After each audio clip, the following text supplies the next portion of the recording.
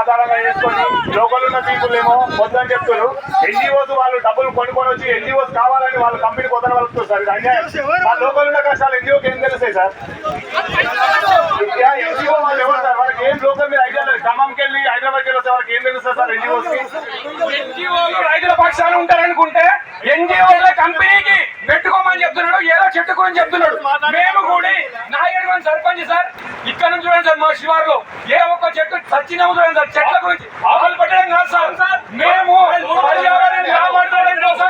పర్యావరణాన్ని కాపాడుకోవడం కోసం ఆర్నిశలు కృషి చేసి ఈ రోజు స్థాయికి వస్తే మా గుండెల మీద కంపెనీ కడతాము అంటే మేము సహించాం సార్. మీకు పాదాభివందనం చేసి చెప్తున్నాం సార్. ఇప్పుడైనా సరే సార్, మేము రైతులం, ఏది అనుకుంటారు అవుతుంది. ప్రభుత్వాలు గద్దెలు ఎక్కాలన్నా రైతే, గద్దె దిగాలన్నా రైతే, అధికారికి అన్నం పెట్టాలన్నా రైతే, ఆఫీసర్స్ ఎవరికైనా సార్.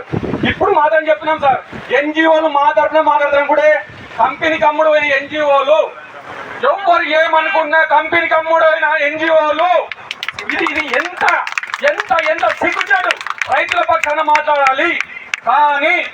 కానీ చెట్లు పెట్టుకోండి, కంపెనీ కట్టుకోండి, పొల్యూషన్ చూడండి, స్టేట్మెంట్ మేము వద్దు అని అంటుంటే ఇంకా ఎందుకు?